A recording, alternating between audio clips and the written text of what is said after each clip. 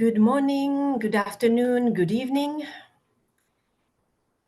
My name is Lotta Tähtinen and I'm the Chief of Outreach and Partnerships Branch in the DESA Division for Sustainable Development Goals.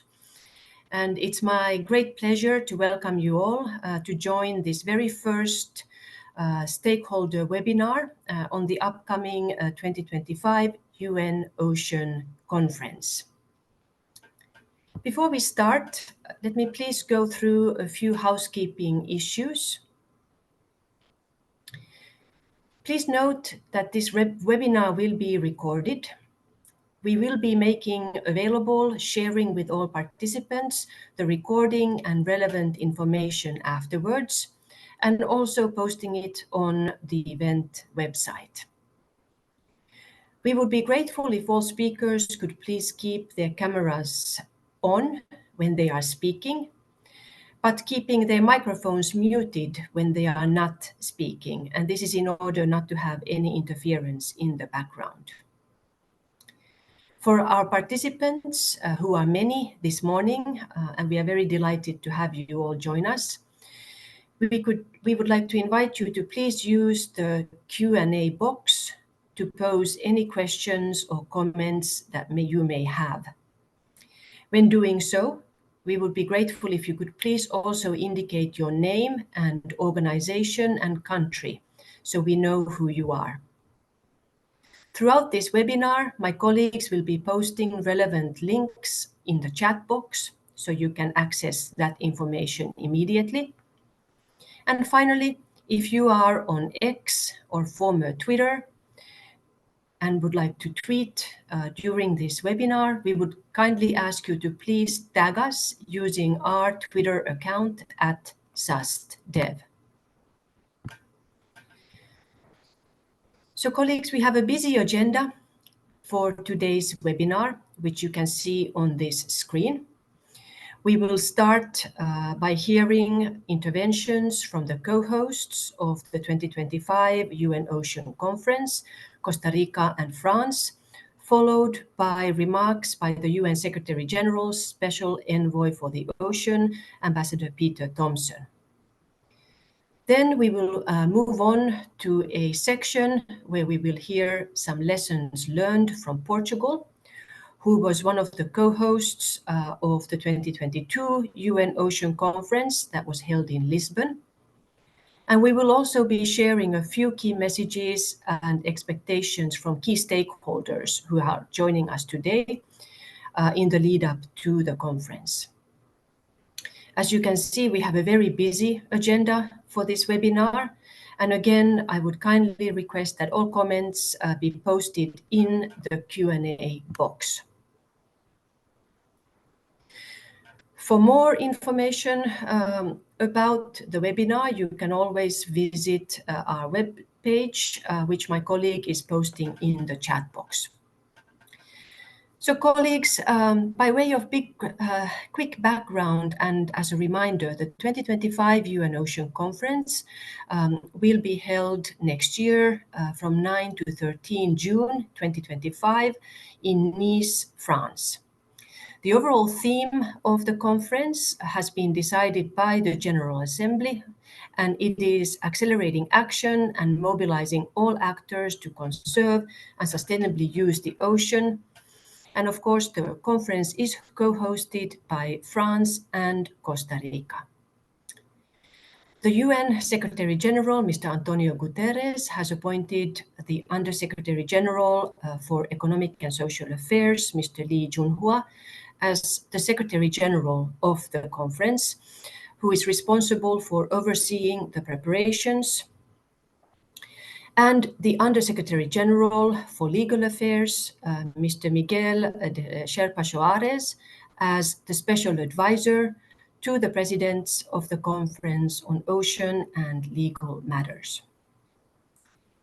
In the lead up to the conference, there will be a preparatory committee held on 2 July 2024 here at the UN headquarters this coming July 2024. A few words about the overall format of the conference, which has been now decided by member states. The official program will feature a mixture of plenary sessions and 10 ocean action panels, which will all focus on commitments and action to support implementation of SDG 14. In addition, there's also going to be a number of special events, mainly driven by the co-hosts, as well as side events in connection with the conference. Once more details about the program is available, this will be shared through the conference website. The expected outcomes of the conference will be a brief, concise, yet action-oriented and intergovernmentally agreed declaration, which will focus on areas to accelerate and drive collective action to support the implementation of SDG 14. There will also be a report of the conference, which will contain the co-chair summaries from the 10 ocean action panels, and also a list of the voluntary commitments on SDG 14 that have been registered after July 1st, 2022, and announced at the conference. Next slide, please.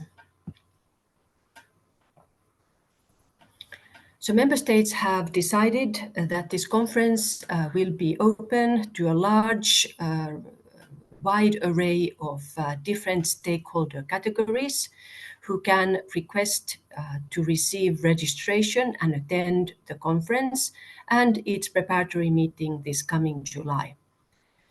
These stakeholders who are already able to register to attend include the CSOs who are in consultative status with ECOSOC, those NGOs and CSOs that have received special accreditation to a number of previous UN conferences, and also finally organizations that will receive special accreditation by the General Assembly to attend the 2025 Ocean Conference, and we will talk more about this third category in a little bit.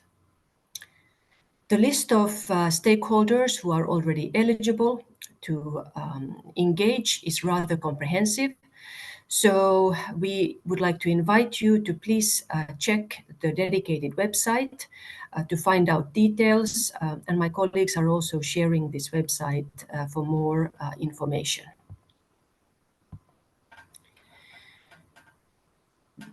DESA, my division, as the conference secretariat, together with the co-hosts, we will be coordinating a number of spaces and opportunities for stakeholders across all different sectors to contribute to both the preparations of the conference and the conference itself. These spaces include a number of briefings, for example, like the one we are doing today, on the process. We will also be managing the overall registration for stakeholders to attend the conference and the preparatory meetings. We will be conducting a number of substantive consultations in connection with the intergovernmental process to seek your views and inputs. Finally, we will be coordinating the speaking engagement of stakeholders during the formal meetings, including both the plenary and the ocean action panels. And of course, we will also be compiling a number of written statements and inputs that you may have and making those available on the conference website. Once available, details on all of these ways to engage will be shared through the conference website, and we will promote them through a dedicated mailing list that we have for the conference and through social media. So now let's change gears and hear from the two co-hosts of the 2025 UN Ocean Conference, Costa Rica and France, about their vision and ambition for this really milestone event. Let me start by inviting Ms. Maria Malia Jimenez Coto, who is Chief of the Department for the Environment and Sustainable Development at the Ministry of Foreign Affairs and Worship in Costa Rica, to make an intervention. Ms. Jimenez, please, you have the floor. Thank you very much, and good morning to all of you. It is a pleasure to be here and to share with you our thoughts for this very important event for the ocean. I would also like to send my warm greetings to Mr. Peter Thompson, who is a great friend of this process, and we are so lucky to have him guide us also and join us in this very important event. So as you have seen, we are on the track to prepare a very ambitious conference, and we really want this conference to be focused in action. And I think this is the most important thing that I want to stress today, and to make sure that we have action to change the way we're interacting with the ocean and to have a healthy ocean for the present and the future. We need all the stakeholders, and all of you have a very important role in this process. So we have already seen what has happened until today. We have already approved the modalities resolution, which guide us in this very important process. And we're now working towards the preparatory conference that we're going to have in July in New York to decide on the 10 Ocean Action Panels themes. And you here have such an important role, because we need these Ocean Action Panels to stress on all the things that are being done and all the actions that are being done throughout the world. And it's not only done by governments, it's done by a wide range of stakeholders. And in this sense, I also wanted to tell you that Costa Rica is also hosting an event this year, which we want to have as a milestone on the way towards the UN Ocean Conference, and we're calling it Immersed in Change. We need change to make sure that we have all the outcomes that we need, and also to make sure that we reach out the SDG 14, which is the one that guides us in this process. So Immersed in Change will be an event where we want all stakeholders also to participate. It's going to be obviously a smaller event than the one we're going to have in Nice, but we wanted to be focused on best practices and successful experiences in different topics for the ocean. So we have very specific topics, and we want all these panels also to focus on the way we interact with the ocean. So we're also promoting a declaration of peace for the ocean. You will hear about this soon through the Immersed in Change website, which we're gonna also share in the chat. And we want all governments, or a big number of governments and a big number of stakeholders also to support us on this declaration, because we also want peace to be in the center of our event and towards the event in France. There's going to be special events prior to the UN Ocean Conference, which I am sure our colleagues from France will also be able to go a little bit further into the expectations for this. But I really want to express our sincere gratitude also to the Endesa, because they're doing this, they're making sure that this process is open, and that we have as much participation from stakeholders as possible, as we had in the previous conferences. And we really want this also to happen in the conference in Nice, France. So these are my words for now, and I will be willing also to hear from the different stakeholders during the process, and I hope we have other opportunities also to engage and to work together to make sure we have an action-oriented conference. Thank you very much. Thank you so much, Ms. Jimenez, for those inspiring remarks. Now let's hear from the other co-host, France, and it's my pleasure to give the floor to Ms. Romaine Prigent. I hope I'm pronouncing your name correctly. Over to you, please. Thank you so much. I'm stepping in for Mr. Ashok Adisam, who's deputy to the special envoy of the president for the UN Ocean Conference, who's currently stuck in a meeting, but hopefully will join us in a couple minutes. So I will be very brief, especially because the point of today is to hear from you, from the stakeholders. And I just want to say how truly inspiring it is that so many of you are connected this far ahead of the conference. We know that there's so much to be done, especially in the upcoming event in San Jose, Immerse in Change. So it's good to see that there are so many people already mobilized for this really important topic. So it's really a pleasure to be here today. Let me just start by also thanking DESA for the organization and Peter Thompson, the special envoy, who have such a supportive role in this process, and we're really truly thankful as co-hosts to count on their support. Yes, because Maria invited us to speak on the special event. So as you know, there will be the UN Ocean Conference happening in June 2025 in Nice, France, where stakeholders will have a massive role to play in the conference, on the margins of the conference, in side events, also throughout the 10 ocean action panels that we want to really be oriented towards action and towards coalition building.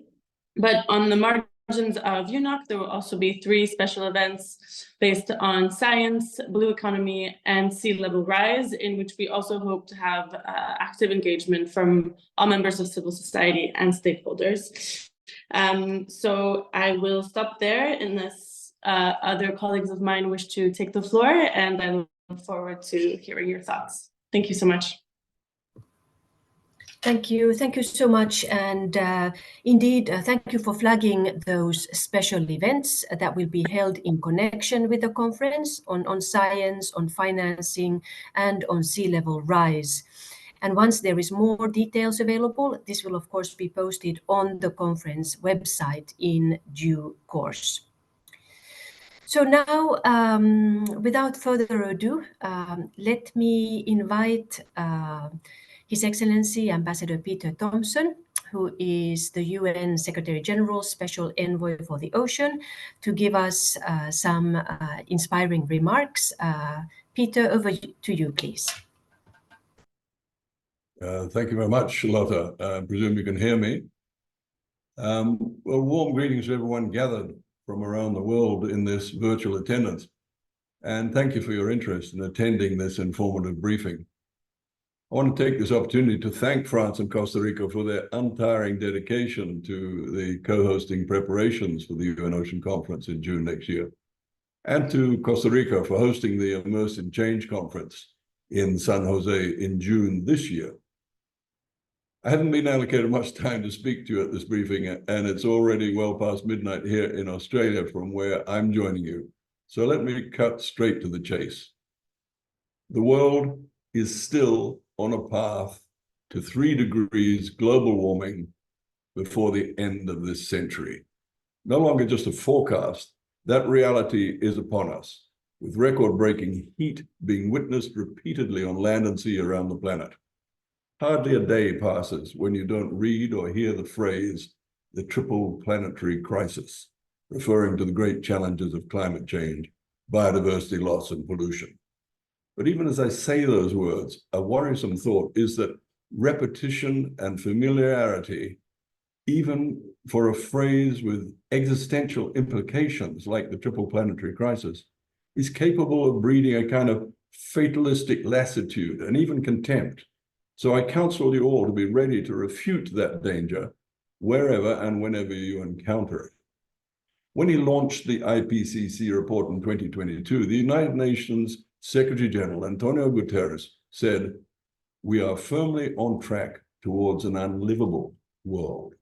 An unlivable world. He said, "This is not fiction or exaggeration. It is what science tells us will result from our current energy policies." So when I hold my granddaughters in my arms, acceptance of the science becomes almost unbearable. It is within their lifetimes that the climate disaster will unfold its full fury. As you may know, I come from Fiji, and nature's fury is the best way I can describe to you what it's like to be caught in the middle of a monster hurricane.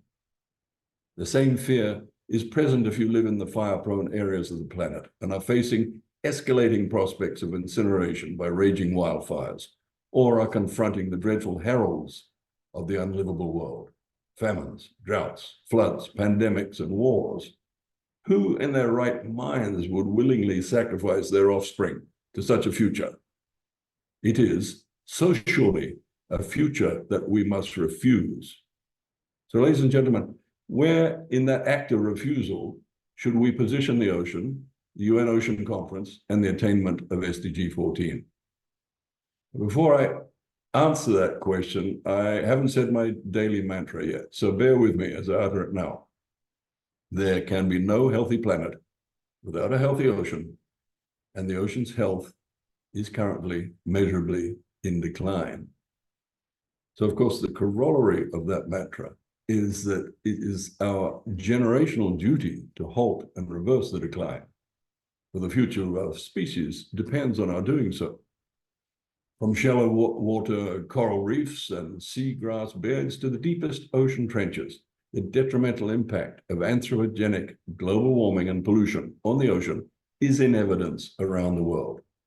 Anthropogenic, meaning caused by humans, suggests that every one of us is implicated, thereby inferring that every one of us should be doing something about the duty to which I've just referred. And why is that duty required of every one of us? Because the principle of intergenerational justice demands it. By logical reduction, people who refute that principle should be grouped in with the cold category of humans ready to consign our grandchildren to the unlivable world described by the Secretary General. From climate change to biodiversity loss, through to the decline of the ocean's health, everything is connected. And we know that the root cause of deleterious change is humankind's mistreatment of nature. And so, as the Secretary General of the United Nations has put it, the time has come to make peace with nature or to suffer the consequences. So, in answer to the question I posed, SDG 14 is our universally agreed goal of conserving and sustainably using the ocean's resources. Faithfully implemented, it represents one of the best avenues we have of making peace with nature. For example, its provisions on pollution make explicit demands on those currently negotiating the plastics treaty. We refuse a future in which there will be more plastic in the ocean than fish. And then SDG 14 is crystal clear that we expect WTO's ongoing negotiations to rid us of the fisheries sector's harmful subsidies. A great majority of member states are ready to move to final agreement on this task, and hopes remain high that consensus will be found at WTO well before the UN Ocean Conference next year. Let us all agree we refuse a future in which over $20 billion of public monies continue to subsidize industrial fishing fleets to scour the high seas for ever-diminishing stocks of fish. SDG 14 has given us the ambition to conserve coastal and marine areas based on best scientific information available. An ambition that led to the universal consensus of the Global Biodiversity Framework, calling upon us to protect 30% of the planet by 2030. The challenge now is to fast-track the identification and institution of the 30% of the ocean to be placed under protection by 2030. That is the challenge. So we refuse to allow unchecked destruction of vital coastal and marine ecosystems to continue. Minimizing ocean acidification, increasing scientific knowledge of the ocean, developing ocean research capacities, transferring marine technology, assisting SIDS and LDCs in sustainable use of marine resources, providing better market access for artisanal small-scale fishers, and restoration of global fish stocks. All of these aspects of SDG 14 will be subjects of intense interest at the 3rd UN Ocean Conference being held in Nice, 9 to 13 June next year. But before closing, I'd like to thank all those involved in the work of the 9 communities of ocean action that were launched following the 2017 UN Ocean Conference. These communities have been spearheading the implementation of the voluntary commitments registered by governments and the private sector, NGOs, and major groups at and since the 2017 conference. Aligned closely with the targets of SDG 14, the 9 thematic communities played a crucial part in the preparatory process of the 2020 UN Ocean Conference in Lisbon. And I encourage you to look at joining a community of ocean action relevant to your own work so that you can contribute to preparations for next year's UN Ocean Conference in Nice. Because the hallmark of UN Ocean Conferences is inclusivity, I hope to meet many of you in Nice. No one sector can meet the massive challenge of halting the decline of the ocean's health. We're all in this together, and together we will succeed in doing just that. Together we'll find the ways to halt the decline based on science and innovation and breakthroughs in financing the sustainable blue economy. We'll stay true to the principle of intergenerational justice. And by recognizing and respecting the ocean's central role in the well-being of this planet, to those who come after us, we will bequeath a nature-positive relationship between humankind and the ocean. And I thank you for your attention. Ambassador Thompson, thank you so much for that really inspiring rallying call. And as you were speaking, I could see many, many reactions from the participants floating across the screen. And thank you for especially joining us, given the very late hour it is for you now in Australia. And we look forward to your guidance, your vision, as we work towards the conference in Nice next year. Now, I see Mr. Ashok Adisiam, who is the head of Global Public Affairs, Multilateral Engagement for Ocean Development from the Ministry of Europe and Foreign Affairs of France, has just joined us. So please, you have the floor. Thank you very much, Lotta. And thank you, Ambassador, and thank you, Maria Malia. I won't speak long because my colleague, Roman, I was told, was brilliant and has already spoken for France. Just first to apologize, but I have a good reason. I'm in Monaco. It's the Monaco Ocean Week, which is bubbling of speaking slots for UNOC, and that's why I was in different speaking slots right now. All the topics that have been brought together by France and Costa Rica in planning the next UN Ocean Conference have been discussed since 2 days now in Monaco. We're very happy that this outreach that we have engaged with UNDESA, with Ambassador Peter Thompson as Special Envoy for the Ocean of the Secretary General of the UN, has been not only picked up, but really people, I can tell you, here in Monaco are working. The whole community is here, like they're going to join, they're going to reconvene in Barcelona for the UN Decade Conference, just to say again, the 3 priorities that France and Costa Rica have brought to the table and to the agenda. And thank you, UNDESA, for engaging with all the stakeholders and the way you're engaging. The 3 priorities are science, blue economy, regenerative and sustainable blue economy, and finance, ocean finance. And the third one is this coalition of coastal regions and cities. That means local governments.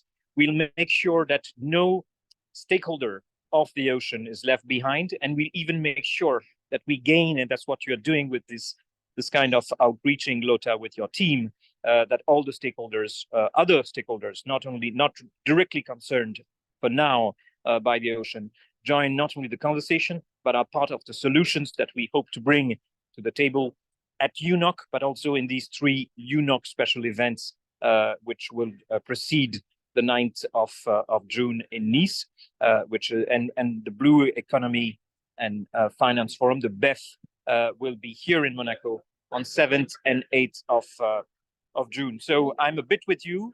I want to say that you are very much part of the meetings here. UNOC is really at the forefront of all the discussions in Monaco. So thank you very much for your commitment and engagement. Thank you. Ashok, thank you so much for joining, and we understand you have a very intense schedule. Thank you for championing the UNOC in Monaco, and we look forward to connecting with you when we do another webinar, hopefully soon. And thank you to all our speakers. You have really laid out the raison d'etre for this conference and why it is so important that we engage all stakeholders, not only in the conference itself, but throughout the preparations. So our team here in DESA stands ready to do that. And now let me pass the floor to my colleague, Ms. Nayara Costa, who is Senior Sustainable Development Officer in our division, to run us through the next segment. Nayara, over to you, please. Thank you so very much, Lotta, and good morning, good afternoon, good day to all colleagues who are joining us today. It's really amazing to see the energy that we are starting the preparations for this conference. And today, as the very first most informative webinar we are organizing, we also wanted to create some space where we reflect on the previous conference and share some expectations about the next conference. So in this session, we are going to be hearing a few reflections from government representatives and stakeholders from different sectors. And without further ado, let me start then by saying, as I mentioned, that the 2025 UN Ocean Conference will be building on the successes and lessons learned from the previous conferences, including the last conference, which was hosted by Portugal in 2022. And then in this regard, it is my pleasure to invite Mr. Sergio Carvalho. He's counselor and legal advisor and lead on oceans and the law of the sea from the permanent mission of Portugal to the UN. Sergio, it's really great to see you back, and the floor is yours. Over. Greetings, everybody, and good to see so many ocean friends on the call. And thank you, dear Nayara, for the introduction and for inviting me to share some lessons from the second UN Ocean Conference, which Portugal proudly co-hosted together with Kenya. And let me also take this opportunity to thank Costa Rica and France, and also Special Envoy Peter Thompson for their leadership and for continuing to carry the baton on ocean action. Let me preface my intervention by saying that we are committed to the third UNOC, not only as a former co-host of the conference, but also, and I would say most importantly, as a maritime country committed to ocean sustainability. So Costa Rica and France's success is also our own success and the international community's success. So when thinking about what could be interesting to this audience, and given that you asked me to speak specifically about lessons learned, I thought of focusing on those lessons that might inform and support preparations for the conference in Nice, that not only can promote the participation of stakeholders, but also contribute to the overall political goals of the conference.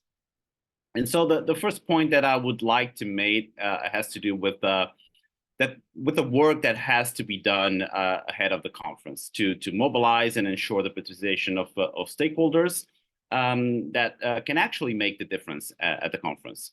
So looking back at our own experience over the span of many months, well ahead of the conference, we organized what we ended up calling the Blue Talks, which in essence were different events held around the world with the support of our embassies and partner institutions in various countries, with a view to raising awareness about the conference, about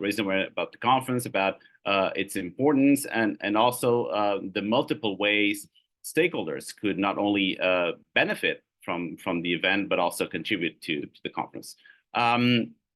And even if this was done at a relatively small scale and with not that many resources, we actually feel this initiative was extremely important to generate interest and momentum towards the conference.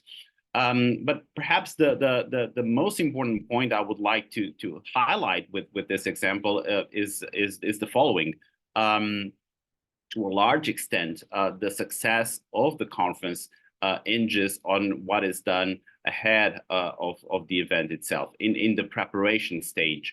And it hinges on having all the relevant stakeholders energized and ready to add value to the discussions, ready to contribute to a positive outcome once they actually arrive at the premises of the conference.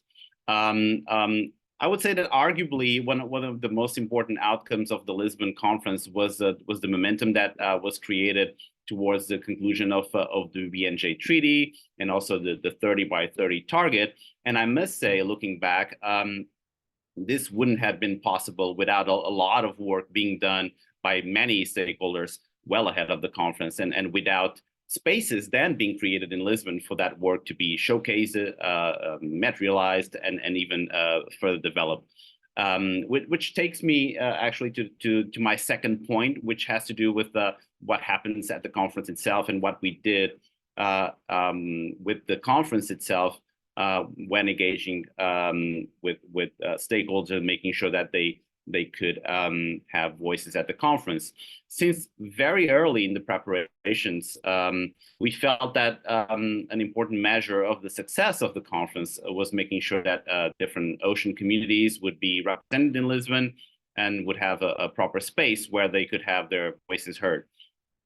And because of the constraints offered by the modalities of the conference itself, we set out to create those spaces on the margins of the conference.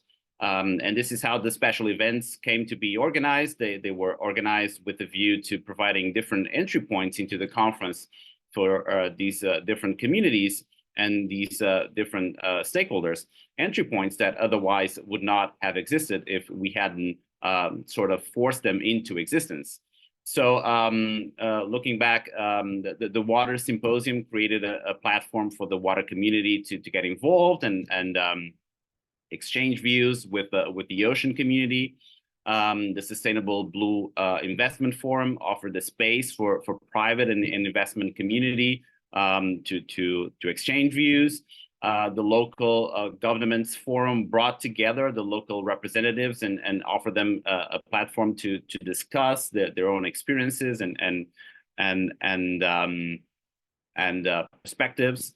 The youth forum got youth involved, which was also a very important goal of ours of Portugal and Kenya. So our experience says these different dedicated spaces were instrumental to get all these communities energized, to allow us to tap into their potential and to offer fertile ground for partnerships to be formed. And we feel that we need those spaces. It's not only because communities need to be able to use their voices and showcase what they're doing, but also because if all we have is plenary meetings and big meeting rooms and hallways where people come and go, there's few opportunities for connection, for learning, and for exchange. And this is where actually value lies. And as I said earlier, important developments regarding the 30 by 30 target, the BNJ Treaty, blue finance initiatives, or even seabed mining happen at these spaces on the margins of the conference. And in many instances, they ended up trickling down from the margins into the conference itself. And I'm very happy to hear that France and Costa Rica are also planning to have similar spaces in Nice. The third and last point I would like to make is about the things that could have gone better. And co-hosts don't like to speak much about those, but we feel it's important to share them in order to make things better in the future. And there are a few things that could have gone better. For example, that there could have been better, more effective ways to link these special events with the conference. We ended up having summaries that presented the conclusions to the conference, but I feel that we could have explored further ways of connecting these spaces with the conference.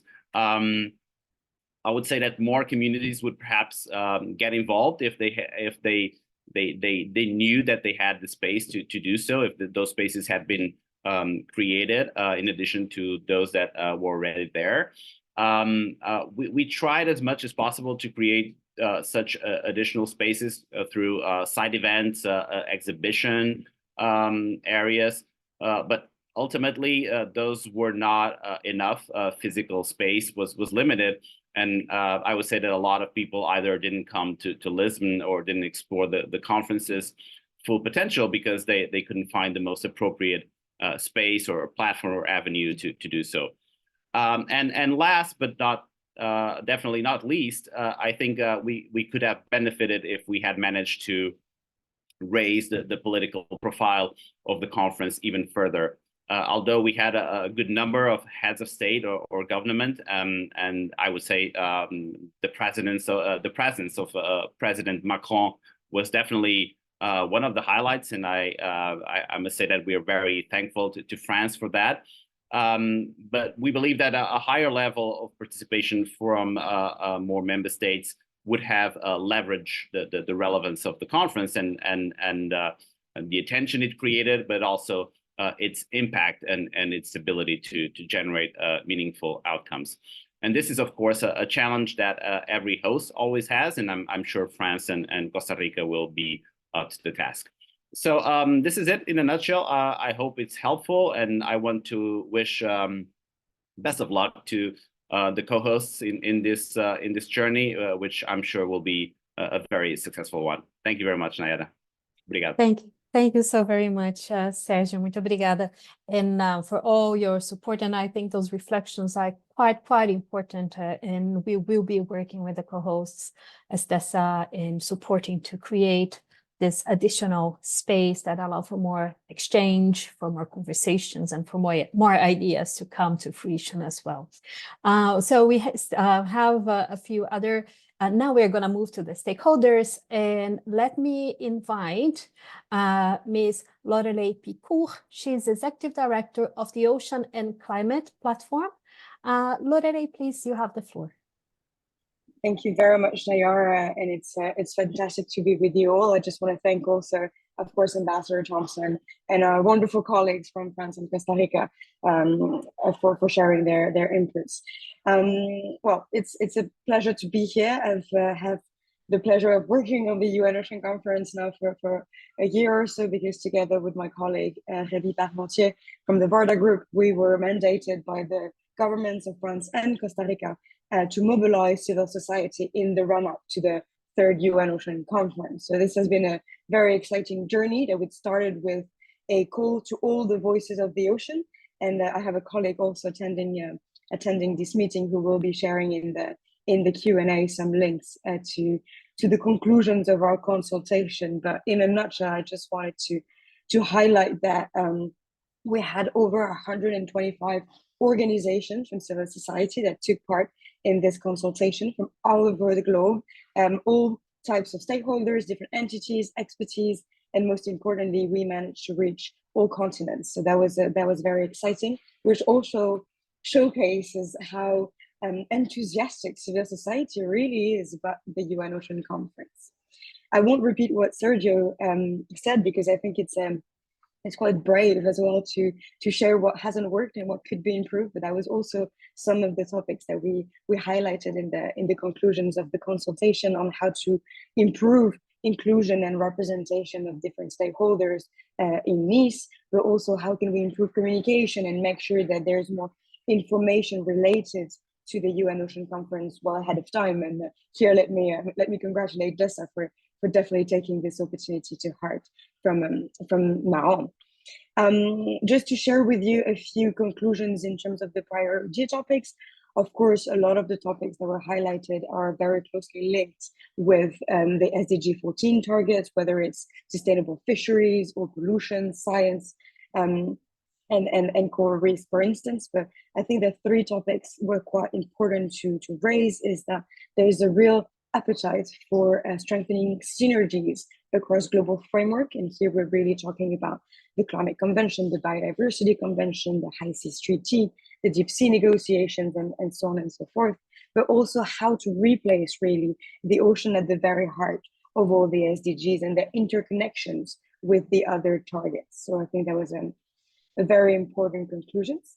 I won't be too long, but I also really wanted to highlight that through this consultation, we managed to anticipate a little bit some of the key expectations from civil society in the run-up to 2025. And among those, three came out very, very clearly.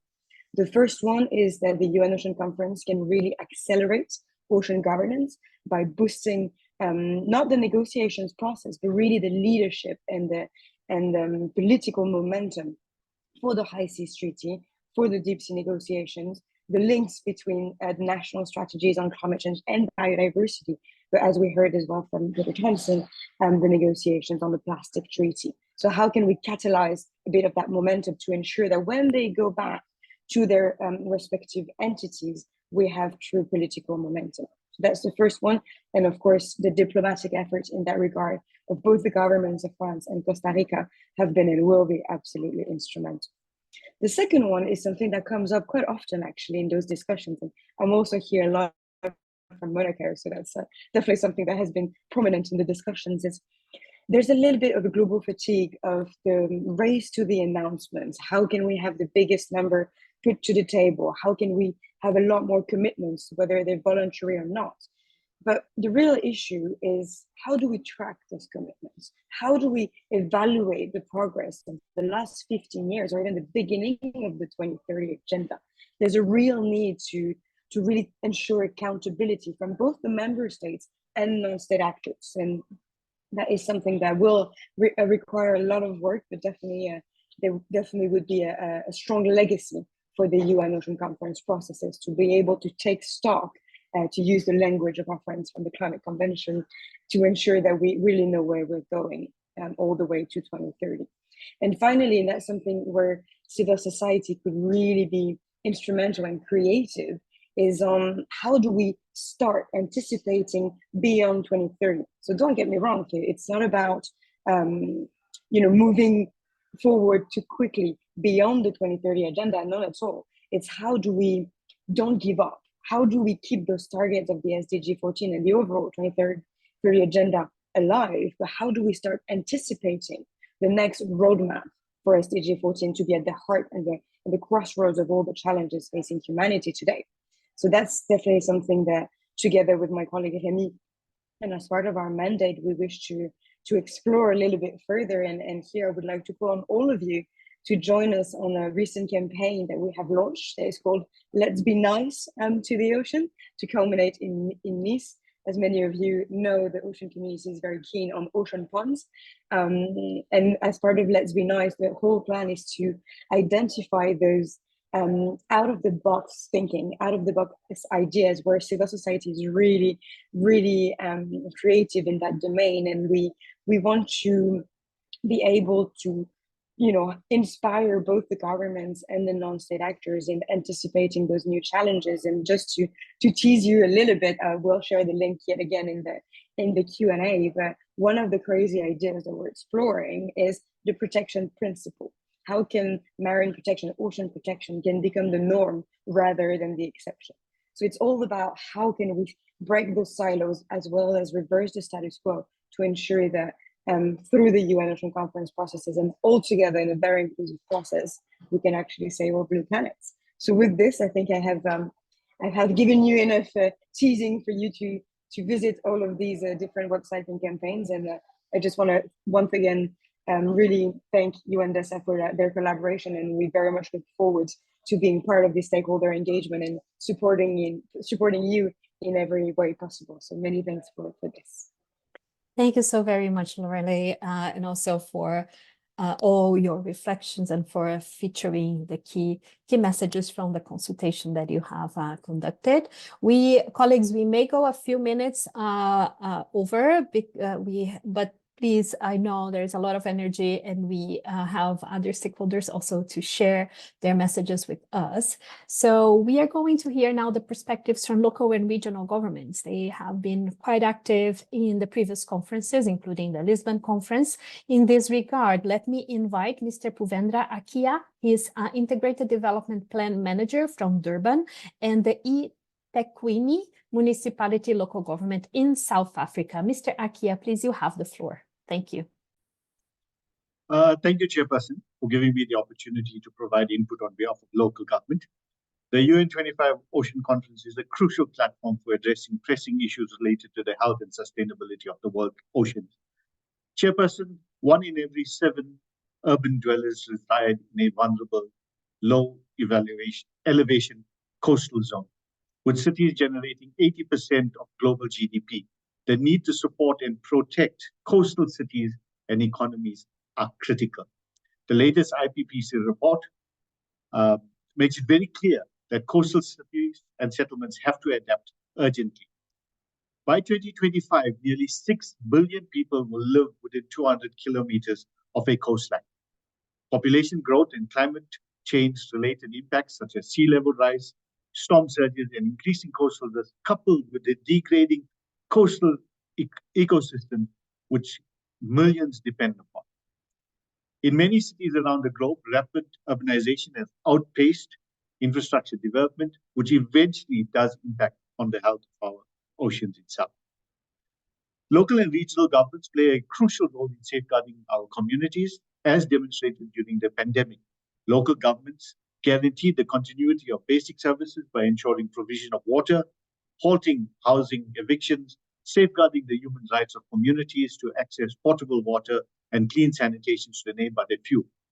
Protecting water ecosystems and biodiversity is essential to ensuring resilient cities and the sustainability of life below water. Aquatic ecosystems are intricately linked with terrestrial and maritime ecosystems, forming a continuum crucial for supporting diverse species. However, these ecosystems are under immense pressure from climate change, together with wetlands, which are particularly vulnerable due to diminishing terrestrial water supply and rising sea levels. Chairperson, the following recommendations are put forward to the gathering today. Firstly, to achieve a more sustainable life below water, holistic strategies are imperative, taking into account the interconnectedness of urban and rural areas. These strategies should encompass solid waste management, sustainable agriculture, and also addressing public health, water-related issues. Resolving unsustainable resource use, population growth, inequality, and flawed economic system is paramount for transitioning to a more regenerative future. This transition requires fundamental shifts in our economic models, production, consumption system, as well as strategies for climate change adaptation and mitigation that prioritizes environmental rights.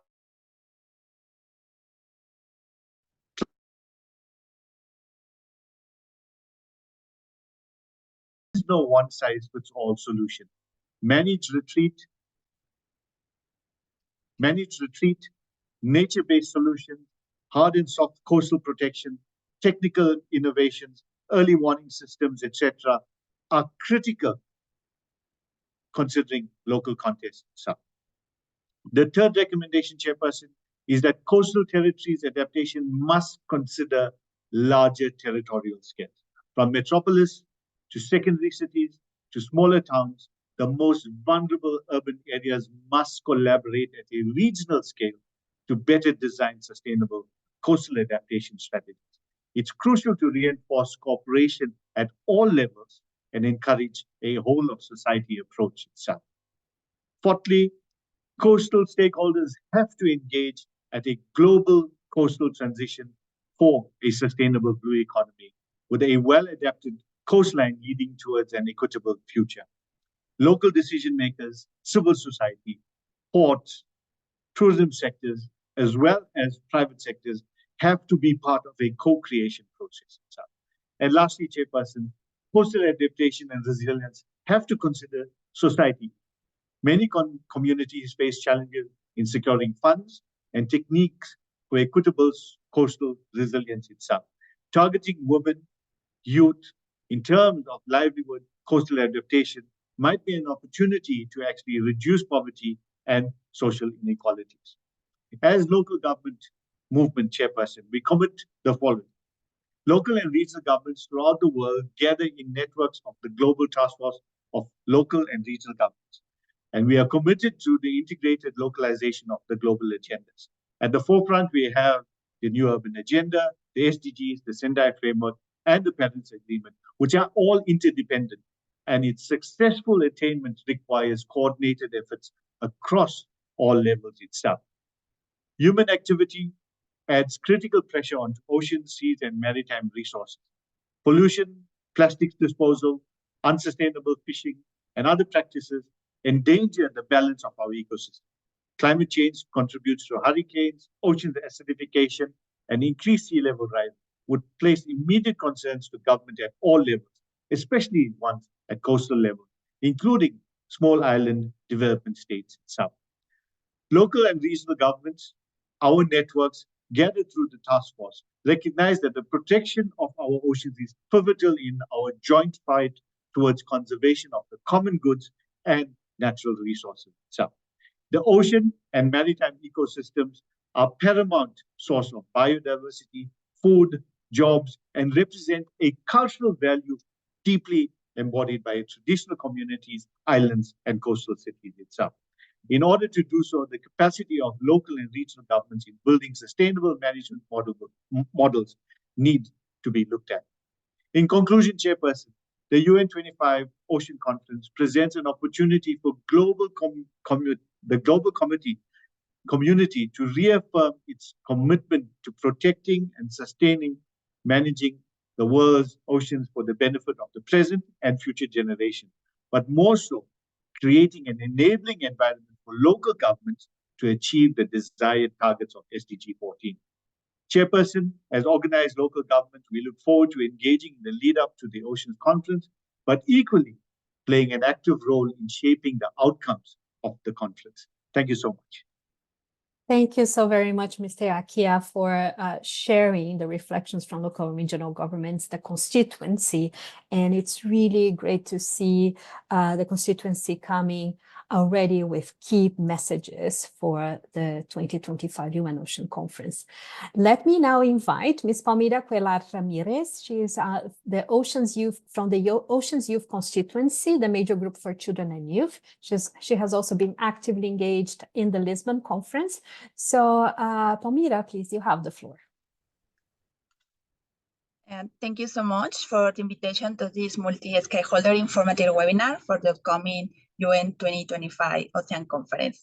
So thank you so much to the UN DESA, to the representatives of Costa Rica and France, to the UN Secretary General Special Envoy for the Ocean, and of course, to the other stakeholders, colleagues, and friends. I want to introduce myself. My name is Palmira Cuellar from Mexico, and I was the regional focal point for Latin American and the Caribbean region in the period of 2020-2022, where we were involved in the past UN Ocean Conference from the Ocean Youth constituency in the major group for children and youth. I want to share some expectation of this process and the conference itself on behalf of the constituency. As you know, the ocean has a principal role facing the multiple crises in the world, but every day we hear about sea level rise, marine pollution, marine biodiversity loss, extreme event impacts, and in the last few years, we have been experiencing extreme heat marine waves. So we need to act now with more commitments, with more responsibility, and of course, with intergenerational dialogue and justice. Children and youth had a principal role of this conference because a lot of us, we are experiencing the impacts in every corner of the world. The governments, the civil society, the private sector, and the other stakeholders need to address these challenges together. Children and youth don't need to be considered only for the enthusiasm and motivation. Children and youth need to be seen in every decision of the ocean because it is for justice, for human rights, for children's rights. This is for the future and our present. It is about life. We deserve a healthy ocean for all. Children and youth must be involved in all processes, in all meetings, in all decisions. We are proposing a lot of solutions for every conference topics. As in the past conference, this time, we encouraged France and Costa Rica to involve the youngest voices in the process. In Lisbon, Portugal, 2 years ago, we had an active youth participation in all conference process and a strong recommendation for the political declaration in the draft reviews. Young people from every continent, from every field, but it is not enough. For the first time, we had the participation of youth from ocean science and interactive dialogue statements. So this is important because we are young, but also we bring the knowledge into the decisions. Traditional knowledge from our indigenous people and local communities and science-based evidence for our ocean is needed. This time, we need more children's voices because it's the only way to ensure their rights. This time, more young women and girls need to be there. Without equality, the process won't be successful. The ocean brings life. It is not enough to act now. Children and youth look forward to the strongest political declaration and commitments for this conference. Finally, 5 months ago, in my country, Mexico, in the Global South, children and youth in Acapulco, Guerrero have experienced a strong hurricane category 5, a sea-air interaction event, showing us how powerful the ocean and atmosphere are together, mainly on the coastal communities and most vulnerable people. We don't want to see more loss and damage. We don't want to wait to lose it all. We have a few times to act for the ocean, and this conference is an open window. No waste this opportunity. The children and youth are there, and the children and youth are here. Thank you so much for the opportunity.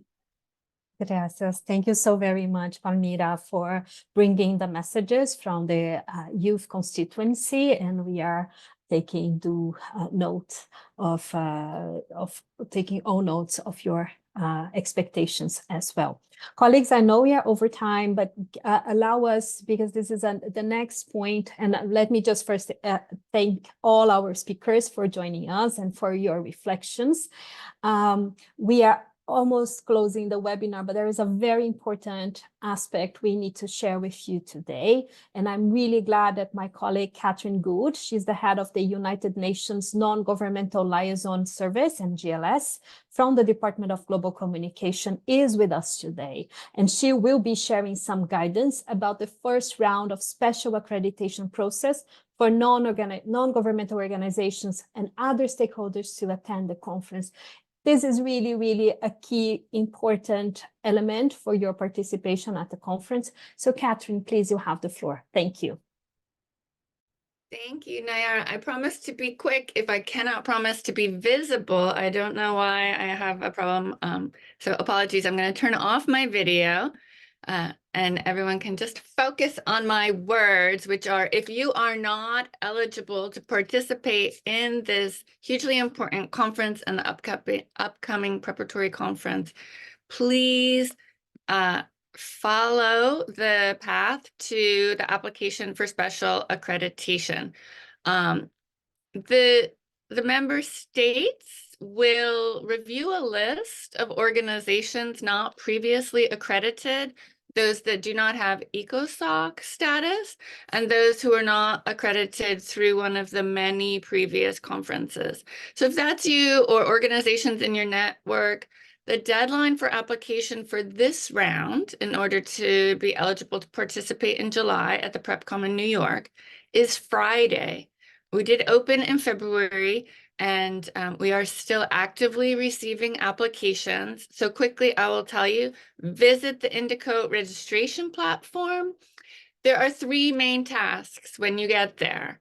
Request accreditation, which is on a letter from the head of your organization, on the letterhead of your organization, signed by the head of your organization, because special accreditation is at the organizational level. It's not at the individual level.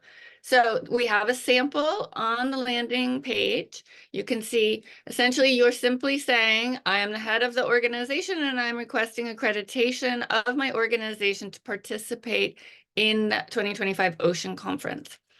Additionally, you'll need to provide proof of legal status for the organization, recalling that the member states invite NGOs, academic institutions, research institutions, private sector, youth organizations. You do need to have a legal status in the country where your headquarters are. Upload that proof of legal status in the Indico platform, along with the letter requesting accreditation. And finally, evidence of your relevance to the subject of the conference. This can be an annual report of a recent year. It can be flyers, documents that demonstrate the work that your organization has been doing related to SDG 14 and the UN Ocean Conference. And really, it's that simple. So we hope everyone will apply by the Friday deadline. If you have questions about the special accreditation process, you will find the list of all of those previously accredited organizations available on the conference website. If you are previously accredited, you do not need to apply again. If you are ECOSOC accredited, you do not need to apply. Just those organizations that are not already accredited, and we're happy to help you. Our NGLS email is ngls@un.org. And after the member states have reviewed that list and approved organizations, then registration for the PrepCon will open for all eligible entities. Thank you. Thanks, Nara. Thank you so very much, Catherine, and for all the support that you and your team provide to several conferences, and including the Ocean Conference. And colleagues, there will be a second round for special accreditation. So, and this will be opening later in 2024. Everything, all the information, all the time deadlines will be posted online as they become available. We are moving to the closing of the webinar, and I just want to take, I think Ambassador Thompson is still online with us, and our co-hosts from Costa Rica and France. I just want to check if you want to say any final words and before we close. Ambassador? Very kind of you. No, and thanks to everybody who's spoken so clearly. I've certainly learned things myself, even though this is the third UN Ocean Conference. Special thanks to Sergio. I thought that was a great explanation of how things went in Lisbon. But yeah, I feel the energy building for Nice, and very excited to be part of it. Thank you very much, everyone. Thank you so very much, Ambassador Thompson, for coming and inspiring all of us once again. I see Maria Amalia, you are on. I just want to see if you have some final words. Thank you, Nayara, and yes, just thanks for everybody joining today. We really hope any organization that didn't register before or is not registered to ECOSOC can really complete the process, because we need all the voices of the ocean in the UN Ocean Conference. Also appreciate Ambassador Thompson's words and Sergio's also inspiring experiences from the last UN Ocean Conference that will definitely help us make a more inclusive and a more participative event in 2025. And we really hope to have more opportunities to engage and to have more stakeholders also share with us their interests. It's a challenge, I have to say, there are so many voices, but we will do our best to make sure that all the voices are heard, and that mostly, and I will stress this again, that we have an action-oriented conference, and for that we need all the stakeholders. So thank you for the opportunity to be here today, and hope to see you soon. Thank you so very much, Maria Amalia. Let me see, I know our colleagues in France, they are juggling several events, so I'm just checking if anyone is still on. And okay, I don't see, okay, but colleagues, we took note. There are several questions on the chat box. We are taking note of those, that several, I know my colleagues, and a huge thanks to all my colleagues behind the scenes who have been supporting, Shao, Lineke, Maria, Samir, and several others that are joining us today. All the information related to this webinar will be published online, including the recording. So if you want to go back and check some of the details, it will be there. Preparatory committee, I saw several questions about it on the 2nd of July. Yes, stakeholders will be able to attend. Details will be posted online. We have a dedicated page just for stakeholders at the Ocean Conference. We will be posting everything there as it becomes available. As you know, this is an intergovernmental conference. So we are following the intergovernmental process and bringing the stakeholders as part of that. So it will all be posted online, including dates and when you can register, and all the details will be there. Please, I really beg you to go to the participate, check the status of your organization. Are you accredited? Are you not? Do you have partners that want to come to the conference? Ask them to check. And if you have doubts, you can always reach out to us. There will be emails there for you to follow up.